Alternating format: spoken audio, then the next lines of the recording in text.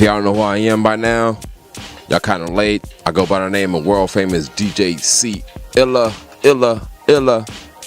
from Long Beach, Uptown, aka North Long Beach, but I represent the city, what they call the international city, aka Long Beach. You know what I mean, Strong Beach, and I'm one of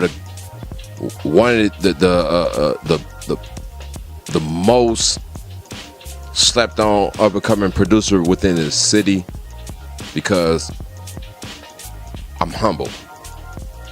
That's why I'm slept on. And when I'm slept on, they're not paying attention to what I'm doing and who I'm doing music with because I'm not the braggadocious type of person. So as a producer, I like to sit in the background as a producer's supposed to do and allow the artist to be the artist. That's why I'm the most slept on producer, because I actually take this producer role real serious as being a producer and not just trying to be a front man. The reason why I got into being a producer was because I couldn't find the beats that really spoke to me, and then once I started making the beats that really spoke to me, that's what made me say I don't have to be just a rapper. I can also be a rapper and a producer.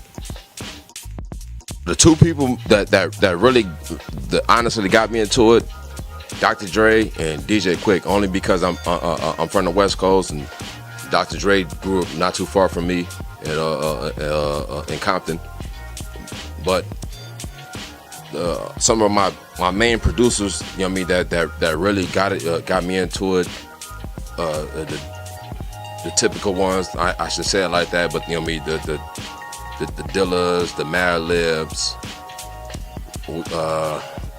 my man Rick Rock up in the Bay Area, Ant Banks up in the Bay Area. A lot of my influences in California comes from a lot of California music, but I'm a real big boom bap fan from the East Coast. I like the producers from the East Coast. They really inspired me.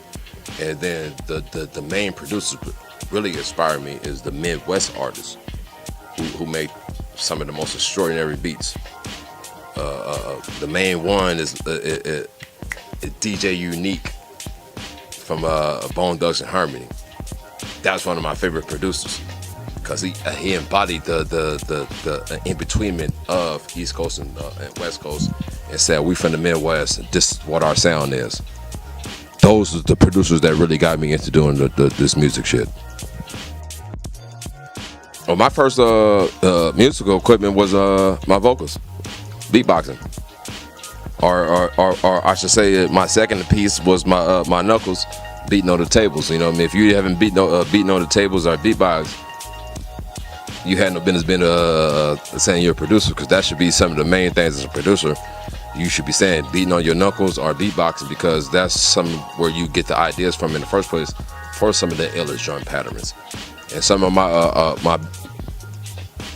my main influences come from that beating on the table was Sugar Free, which is a great MC, but he was also beating on the table as a producer and rapping at the same time. That's a talent within the talent that most artists don't embody, don't pay attention to that type of shit like that. And another man was Timberland when he was beating on a fucking paper cup, a cup like this. And he busted rhymes in the studio. He made the most extraordinary beat with the most simplest things in the world. So, as a producer, when I'm saying when I first got influenced with this shit, it was my vocals and my hands. But the main thing that inspired me on this beat journey was my seeing my grandfather being a multi-instrumentalist and being a bedroom producer. Even though he was a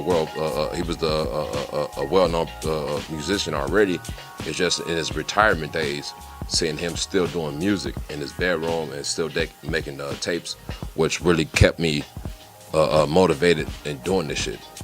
No matter what I do within my musical journey, whether if I continue being a professional musician or just doing this as a hobby, it's having a love for it. So that's the main thing about it. But my main equipment that I really got on was the MPC 3000. It's a lot of great producers who fuck with the MPC 3000. Sorry about the speech.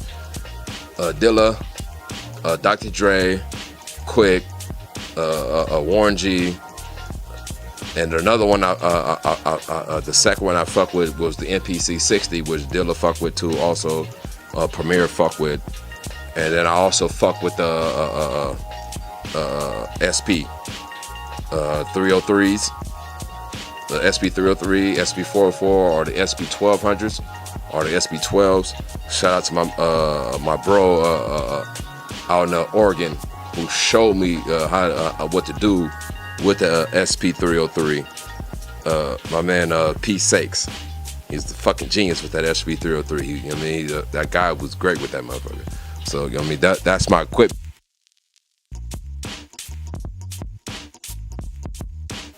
We're gonna go with digital. I'm gonna say Reasons. Sorry about that. I'm gonna say Reasons. Hands down, since Reasons came out, I've been fucking with Reasons since they had Reasons 3. Ever since Reasons 3, I've been on Reasons. I fuck with other programs, other platforms, shit like that, but Reasons 3 is my MPC. I'm currently on Reasons 5, which it is my MPC 3000. Most motherfuckers have they choice MPC 60, 62, 3000, the MP60 2000, the 2000 XL, the 2500. I fuck with the 2500. That was my one of my favorite ones. The 1000, the 400. That's another good one. And then you got the rolling one. So if all my producers out there, this segment this part right here, I'm talking about that, but this part right here is very long because I am a well-known equipment fan. So I fuck with both digital and analog. I don't count none of the motherfuckers out because all that shit enhances my creativity. And it should do the same thing with you. So whatever platform that you fucking with, whatever equipment that you fucking with, keep doing it. Develop that shit and keep moving that shit forward because that's what we need to do as digital musicians. If we don't play no physical equipment as a guitar or a drum, tambourine, what the fuck it is, if we play with keyboards or we manipulate the samples, we are digital musicians and we should keep pushing that up.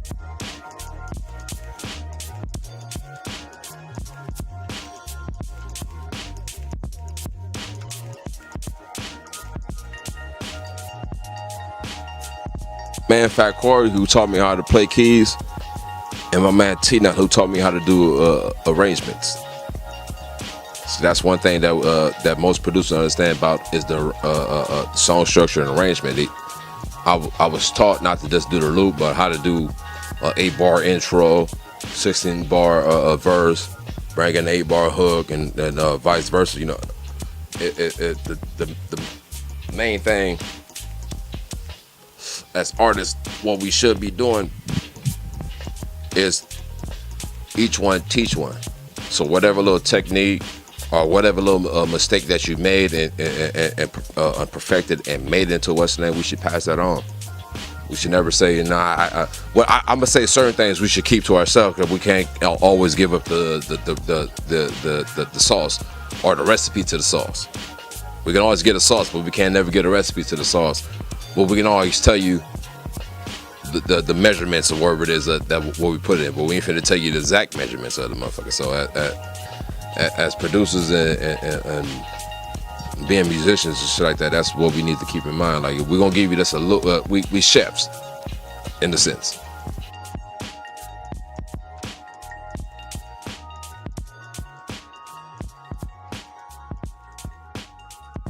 The original is not that goddamn hard, to sit here and really figure out who the fuck you are as an artist and as a person and where you want to go at. And that as far as critique wise, we need that because every artist needs that critique. That shows us growth.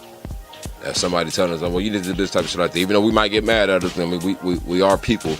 We are young. We do have feelings shit like that, but we take that in hands. Okay, let me perfect certain things. Maybe this person might have seen something or heard something that I haven't heard yet within my music that I have to perfect. Within a sense, even though he's not that professional person that does it, but he.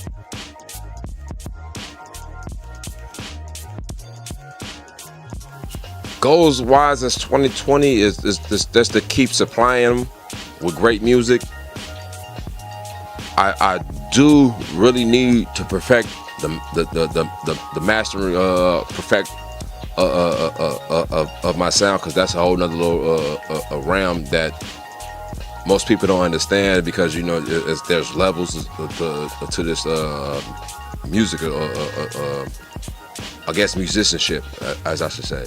Even if you're a rapper, you still have to know how to master within you master yourself, master your technique, master all that shit like that. So that's the same way as a producer and as a beat maker. I have to learn how to be a better master of myself and of my sound, of my music, and where I want to take it to.